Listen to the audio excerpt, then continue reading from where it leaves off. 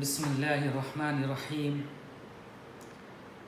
الحمد للہ رب العالمین والصلاة والسلام علی رسولہ محمد وعلی آلہ وصحبہ اجمعین اما بعد قال اللہ تبارک و تعالی النبی اولا بالمؤمنین من انفسہم وقال النبی صلی اللہ علیہ وسلم لا یؤمن احدکم حتی اکون احب الیہ من والدہ وولدہ والناس اجمعین۔ میرے اسلامی بھائیوں، آج جو خطبہ آپ کے سامنے ہوا ہے اس خطبے کا مختصر مفہوم اردو زبان میں آپ کے سامنے بیان کیا جائے گا انشاءاللہ۔ اس لیے آپ بھائیوں سے مؤدبانہ التماس ہے کہ 2-4 منٹ کے لیے ذرا تشریف رکھیں اور اس خطبے کا مفہوم کو سمجھنے کی کوشش کریں۔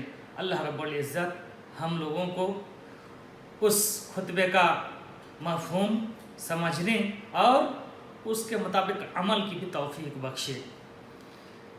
میرے بھائیوں، شیخ محترم کا جو آج کا خطبہ تھا وہ دراصل آپ صلی اللہ علیہ وسلم کی محبت کے سلسلے میں تھا۔ میرے بھائیوں، یہ حقیقت ہے کہ نبی صلی اللہ علیہ وسلم سے محبت کرنا ایک مومن کے لیے ضروری ہے۔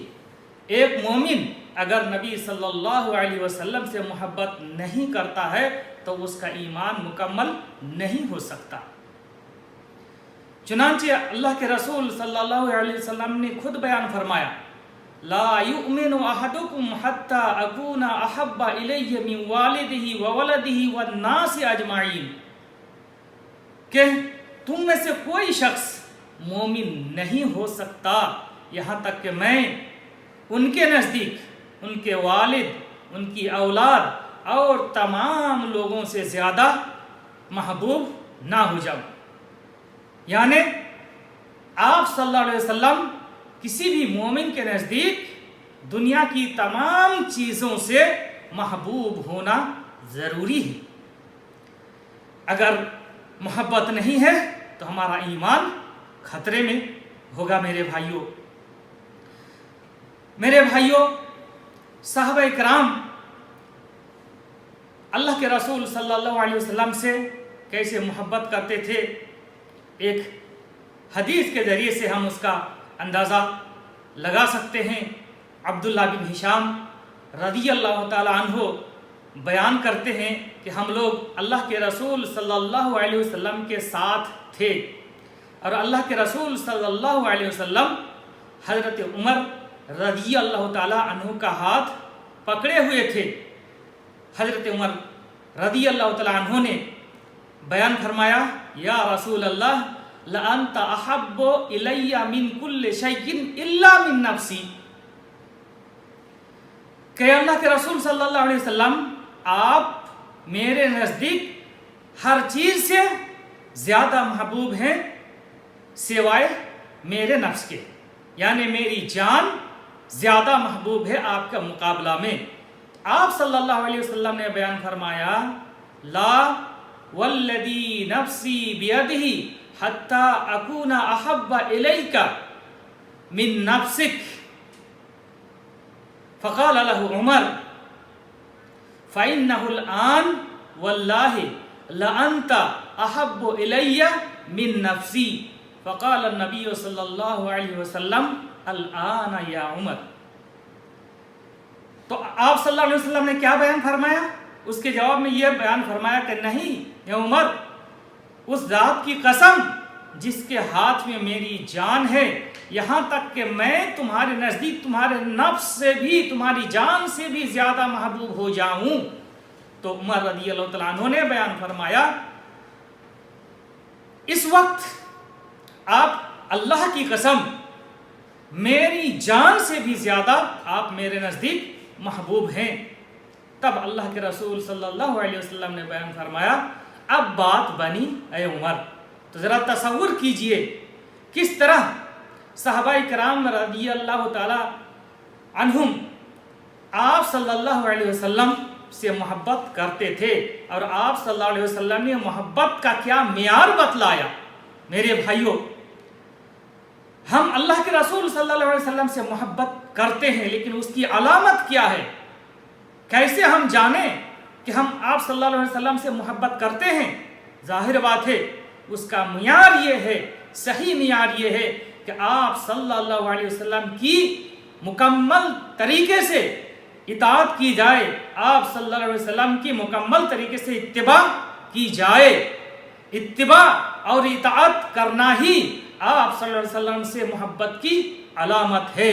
جب ہم اطاعت کریں گے، اتباع کریں گے، تو ظاہر بات ہے ہم آپ صلی اللہ علیہ وسلم کے بتائے ہوئے تمام فرمان پر عمل پیرا ہوں گے۔ آپ صلی اللہ علیہ وسلم نے جن کاموں کا حکم دیا ہم ان کو کریں گے، اور جن کاموں سے آپ صلی اللہ علیہ وسلم نے ہمیں روک دیا ہم ان سے رک جائیں گے۔ ہم عبادات میں آپ صلی اللہ علیہ وسلم کی اقتداء کریں گے، معاملات میں آپ صلی اللہ علیہ وسلم کی اقتداء کریں گے، کسب معاش میں آپ صلی اللہ علیہ وسلم کی اطاعت کریں گے، اتباع کریں گے۔ اسی طرح عدل و انصاف کرنے میں بھی آپ صلی اللہ علیہ وسلم کی اطاعت کریں گے اور آپ صلی اللہ علیہ وسلم کی اقتداء کریں گے۔ اگر آپ صلی اللہ علیہ وسلم کی کوئی سنت پر حملہ ہو رہا، کسی سنت پر حملہ ہو رہا ہے تو ہم اس کا دفاع کریں گے۔ آپ صلی اللہ علیہ وسلم کی کوئی سنت مٹ رہی ہے تو ہم اس کو زندہ کریں گے۔ یہی دراصل آپ صلی اللہ علیہ وسلم سے محبت کرنے کی علامت ہے۔ اگر آپ صلی اللہ علیہ وسلم کی ذات پر کسی طرح کا گستاخانہ حملہ ہو رہا ہے تو ہم مدلل انداز میں اور صحیح طریقے سے اس کا دفاع کریں گے۔ آپ صلی اللہ علیہ وسلم پر ہم کثرت سے زیادہ اور زیادہ سے زیادہ درود شریف پڑھیں گے۔ یہی دراصل آپ صلی اللہ علیہ وسلم سے محبت کرنے کی علامت ہے۔ میرے بھائیوں، اس زمانے میں، آج کے دور میں بہت سے ایسے مسلمان ہیں جو دعویٰ کرتے ہیں کہ ہم اللہ کے رسول صلی اللہ علیہ وسلم سے محبت کرتے ہیں، لیکن دعویٰ کرنے کے ساتھ ساتھ وہ آپ صلی اللہ علیہ وسلم کی سنت کی مخالفت بھی کر بیٹھتے ہیں۔ مثال کے طور پر اسی مہینے کی 12 تاریخ کو مسلمانوں کا ایک طبقہ جو بدعتی لوگ ہیں وہ آپ صلی اللہ علیہ وسلم کی پیدائش کا دن کو مناتے ہیں، جشن مناتے ہیں، عید میلاد النبی مناتے ہیں، اور وہ دعویٰ کرتے ہیں کہ ہم آپ صلی اللہ علیہ وسلم سے بہت زیادہ محبت کرتے ہیں۔ ظاہر بات ہے آپ صلی اللہ علیہ وسلم سے محبت کرنا ایمان کی علامت ہے، لیکن محبت بھی ویسی ہونی چاہیے جس طرح محبت کرنے کا حکم دیا گیا ہے، اور صحابہ کرام رضی اللہ تعالیٰ عنہم اجمعین نے جس طرح آپ صلی اللہ علیہ وسلم سے عملی طور پر محبت کا اظہار کیا ہے اس طرح ہم کو محبت کا اظہار کرنا ہے۔ اس جشن کے اندر، عید میلاد النبی کے اندر اللہ کے رسول صلی اللہ علیہ وسلم کی حدیث کی سراسر مخالفت ہوتی ہے۔ اللہ کے رسول صلی اللہ علیہ وسلم نے بیان فرمایا ایاکم ومحدثات الامور، کہ دین کے اندر نئی چیز ایجاد کرنے سے بچو۔ اور ظاہر بات ہے یہ جو عید میلاد النبی بناتے ہیں وہ عبادت کے طور پر مناتے ہیں، اور ظاہر بات ہے یہ آپ صلی اللہ علیہ وسلم سے محبت کا جو اظہار کرتے ہیں وہ ایمان کی علامت ہے، تو اس کو اسی طریقے سے منانا چاہیے جس میں آپ صلی اللہ علیہ وسلم کی مخالفت نہ ہو۔ یہ جو جشن منانے کا جو طریقہ ہے اور اس میں جو چیزیں ہوتی ہیں وہ سراسر اللہ کے رسول صلی اللہ علیہ وسلم کی سنت کی جو مخالفت اس کے اندر پائی جاتی ہے۔ میرے بھائیوں، اس محفل کے اندر اللہ کے رسول صلی اللہ علیہ وسلم کی شان میں مبالغہ کیا جاتا ہے، اللہ کے رسول صلی اللہ علیہ وسلم کو عالم الغیب بتلایا جاتا ہے، اور جو محفل سجتی ہے اس محفل میں لوگ یہ اعتقاد رکھتے ہیں کہ اللہ کے رسول صلی اللہ علیہ وسلم ہماری محفل میں حاضر ہوتے ہیں، ان کے استقبال کے لیے، ان کو خوش آمدید کہنے کے لیے کھڑا ہوتے ہیں۔ اس طرح عید میلاد النبی مناتے ہیں۔ میرے بھائیوں، کیا اس کی کوئی دلیل اور اس کا کوئی وجود اسلامی شریعت کے اندر موجود ہے؟ کیا اللہ کے رسول صلی اللہ علیہ وسلم نے اس عید میلاد النبی کا حکم دیا ہے؟ نہیں دیا ہے۔ کیا قرآن کریم کی کسی بھی آیت میں اس کا ثبوت ملتا ہے؟ نہیں ملتا ہے۔ کیا آپ صلی اللہ علیہ وسلم کے زمانے میں کسی نے یہ عید میلاد النبی منائی تھی یا آپ صلی اللہ علیہ وسلم کے صحابہ کرام منائے تھے؟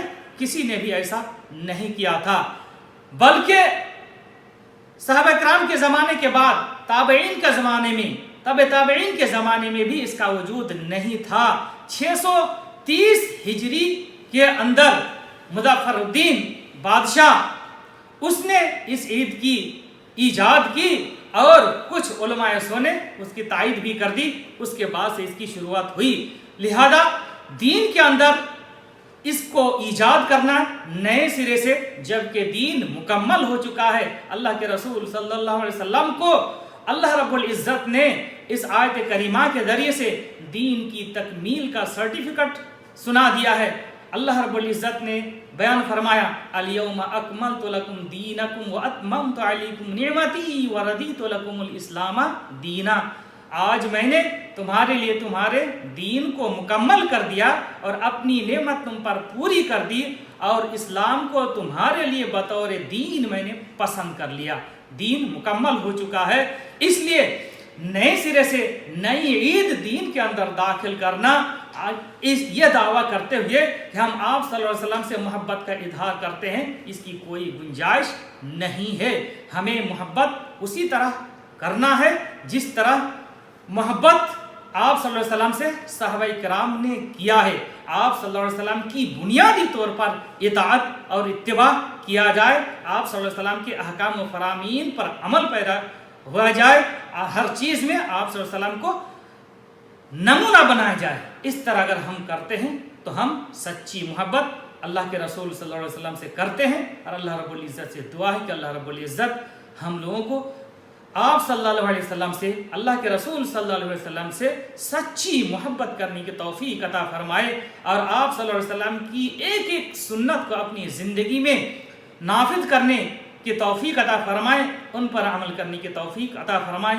اللہ رب العزت جب تک ہمیں اس دنیا میں زندہ رکھے، صحیح ایمان، صحیح عقیدے اور صحیح عمل پر قائم رکھے، اور جب بھی اللہ رب العزت ہمیں اس دنیا سے اٹھائے تو ہماری زبان کا آخری کلمہ توحید ہو، اور ہمارا خاتمہ بالخیر ہو۔ وصلی اللہ علی نبینا محمد وعلی آلہ وصحبہ اجمعین، وجزاکم اللہ خیرا۔